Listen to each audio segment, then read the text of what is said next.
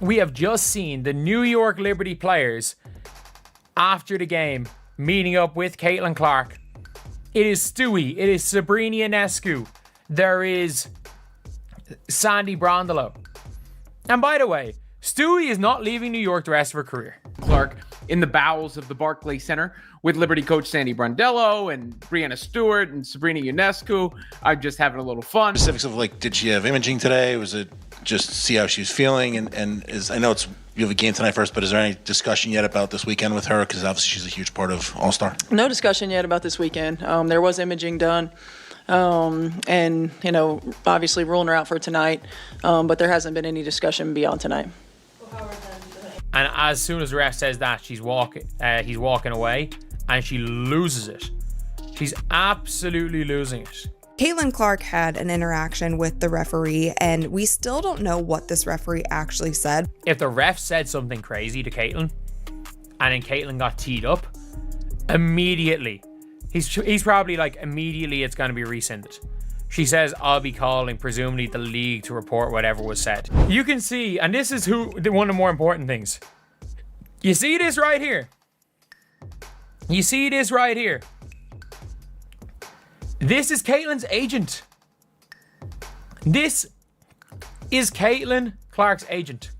So as you can see, Caitlin's going back and forth with this referee number 39. And then he says something where she actually has to be held back. She gets so upset that she has to be held back by one of her coaches. That is one thing that I will be 99% sure of. The Stewie is not leaving. New York. Sabrina is not going to leave New York. I think there is a 50-50 chance Caitlin Clark leaves Indiana after her rookie season. Something really intriguing is starting to unfold in the WNBA, and all signs are pointing toward one team making a calculated move, maybe not now, but definitely laying the groundwork. The New York Liberty are clearly sending a message, whether directly or indirectly, that they've got their eyes on Caitlin Clark. And now, things just got even more interesting. After their latest game, several Liberty players and staff were seen interacting with Clark. This wasn't just a quick handshake or friendly wave. It was Breanna Stewart, Sabrina Ionescu, and Coach Sandy Brondello all engaging with her, and it didn't stop there. Her agent was right there too. Now let's be clear, Breanna Stewart's not going anywhere. She's locked in with New York, and it's a safe bet that she's planning to finish her career there. But look at this, ready? We have a coach pulling her back to the huddle.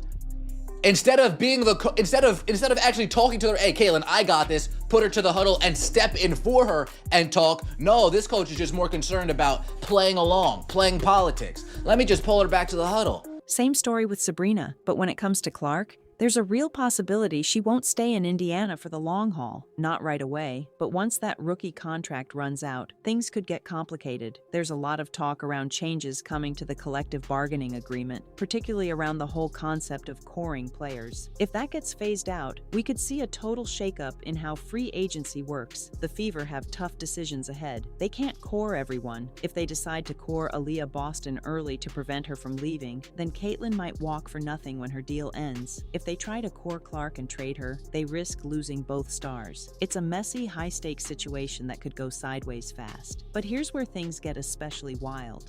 And now you have a tweet that goes out from Caitlin Clark's brother that says, make no mistake, this is on the reffing. And this is right after she seemingly got injured again. All the referees do in these scenarios is make the game about them.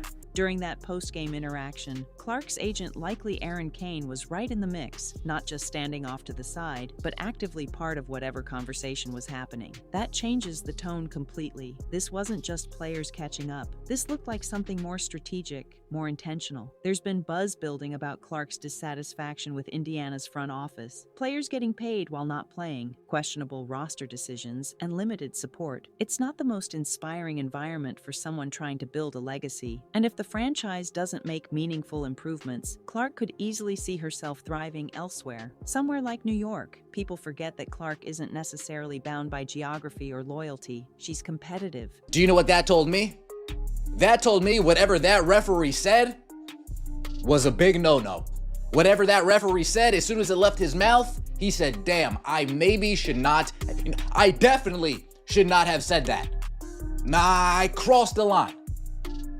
Because you don't get screamed on by a player like that. You don't get shown up on the court by a player like that and not call a technical foul unless you are in the wrong. She wants to win, and if Indiana doesn't build a foundation she believes in, then she's going to weigh her options. What we saw could be nothing, or it could be the beginning of something big. It honestly brings back memories of those low-key meetups in the NBA that everyone later called tampering, those quiet conversations that change everything down the line. And here's the thing, there were too many pieces in place to brush this off. It wasn't just Clark having a chat. Stewart was there, Ionescu was there, Brondello was there, and again, her agent. It's hard to ignore that. There's no bad blood between Clark and those players. In fact, Sabrina's gone through some of the same scrutiny that Clark is facing now. People really went after Sabrina when she was rising, the same way they're going after Caitlin now. And then you can see Tina Charles just kind of swims around and then throws Aaliyah Boston to the ground, like punches down on her.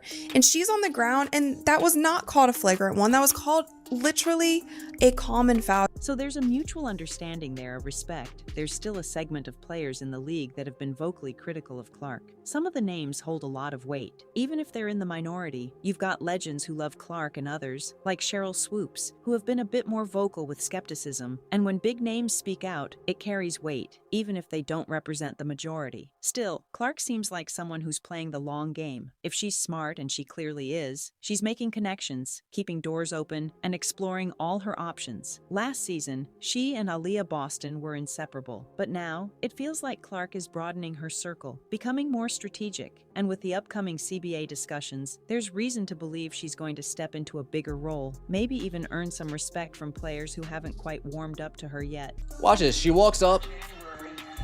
This is just rude. Grow up. Come here, calling the referee over. Like a mother about to scold her child. Unbelievable. She's definitely not the villain in every locker room. Sure, a few might want to paint her that way, but Clark could easily shift perception if she throws her weight behind key issues that matter to the players. The CBA is going to be a big moment, and if she shows leadership, even the critics might start to change their tune. But stepping back, if you're Clark, what are you supposed to do? You look at your situation in Indiana. You look at what the Liberty are building, and you have to think hard about the future. If the Fever front office doesn't take steps to build something sustainable, she might just decide to walk away, not out of spite, just smart business. And the Liberty? They're putting together something serious. Players like Stewart and Ionescu could be willing to take less money if it means forming a super team.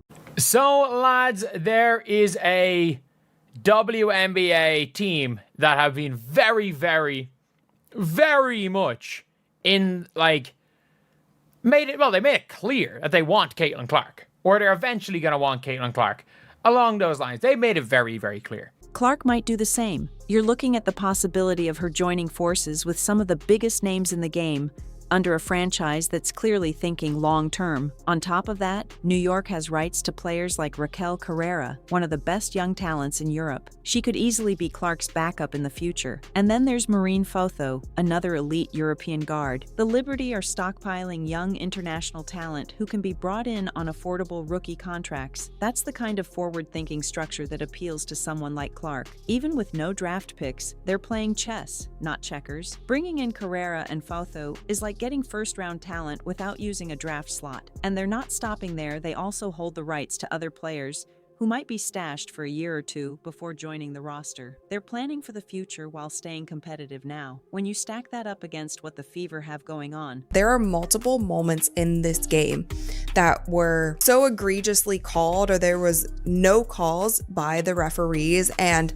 it's getting out of control at this point. The contrast is stark. One team is organized, forward-looking, and driven by a clear vision. The other, still figuring things out, still leaning on one player to solve everything. It's understandable that Clark would want to build something with Boston and Indiana. There's a genuine connection there, but if the front office doesn't hold up its end of the deal, if it keeps making questionable decisions and missing opportunities, then loyalty has its limits, especially when there's a franchise like New York that actually seems to value what she brings, not just as a player but as a brand and leader. She might not say it publicly, publicly, but the writing's on the wall. She's watching everything. Every move the Liberty makes, every misstep the Fever takes, and she's not alone. Fans are watching too. A lot of people would rather see her light up the court at Barclays Center than in Indiana. No referee would let a player away with screaming like that, screaming at them like that. The referee 100% said something completely out of pocket.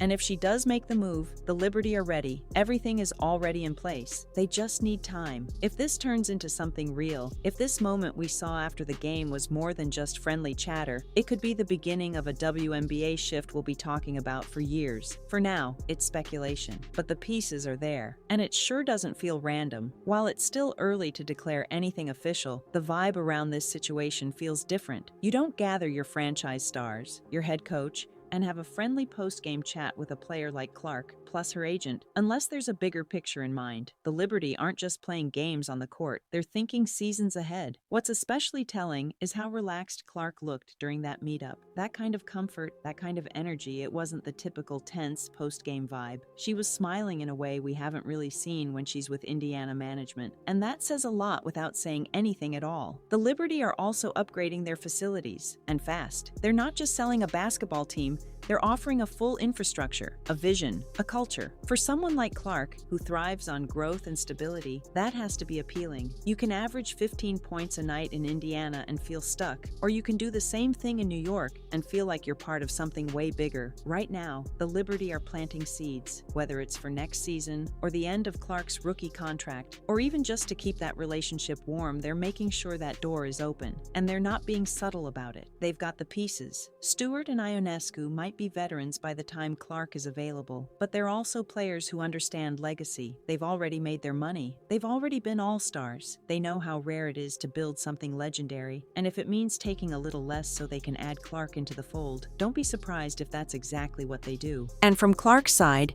this isn't just about chasing wins. It's about putting herself in the right system, with the right people, at the right time. You look at how Indiana has handled things, everything from their rotations to the inconsistency in the front office, and you realize that patience can only go so far, especially when other franchises are quietly offering a better future. New York's bench isn't just deep, it's global. They've got rights to players most WNBA fans haven't even seen yet. When Raquel Carrera arrives, she's going to be ready, and she'll be under a rookie contract, which makes it financially feasible to build a star-packed roster. Maureen Fautho is another one. Young, talented, experienced overseas, and already on their radar. These aren't lottery tickets, they're sure bets. And the Liberty are treating them that way. They're not just hoping these players pan out, they're planning their roster around them. That's the kind of stability and long-term strategy Clark doesn't currently have in Indiana. There's also the fan perspective. People are already imagining Clark in Liberty colors. It's not just wishful thinking, it's turning into a real narrative. Fans are saying they'd rather travel to New York for a Clark game than stay local. That's not a knock on Indiana. It's just the power of a team that knows how to market itself and build a culture. It's easy to picture Clark demanding a trade one day, especially if things in Indiana don't turn around. And if that happens, don't be surprised if the Liberty are already at the front of the line. This feels like a team that's not waiting for things to happen. They're making quiet moves now, so they're ready when the opportunity comes. Clark's presence in that post-game interaction wasn't accidental, and the inclusion of her agent, that was the tell. This isn't just athletes being friendly. This is about alignment. This is about timing. This is about planting a flag without saying a word. And for Clark, it might just be a smart play. She's not burning bridges, she's just exploring her options. And given how vocal she's been about wanting to win, about wanting to grow the game, and about wanting the league to evolve, it makes perfect sense that she'd be drawn to a place like New York. It doesn't mean she's gone. It doesn't mean she's already packed her bags, but it means she's paying attention. She's watching how other teams operate. She's watching how players are treated, and she's watching how front offices support or fail their stars. Right now, New York looks like a franchise with a plan. Indiana looks like a franchise with a problem. And if you're Clark, you have to start thinking long-term. What happens next might not be in public view. It might be months before we see another headline or whisper, but rest assured, that moment after the game was just the beginning. And when the time is right, the Liberty will be ready. They've got the roster, they've got the resources, they've got the vision. All they need now is the right moment to strike. And Clark, she's watching, she's calculating, and whether it's 2 years from now or 4, don't be shocked if she ends up right where everyone's starting to imagine her in Liberty Blue, under the lights of New York, leading a dynasty that was years in the making. The Liberty have quietly positioned themselves as the WNBA's best long-term project. And that's not just based on what we see today, it's what's coming down the pipeline. They're not simply stacking talent, they're constructing a system, a culture, and a future that could dominate the league for the next decade.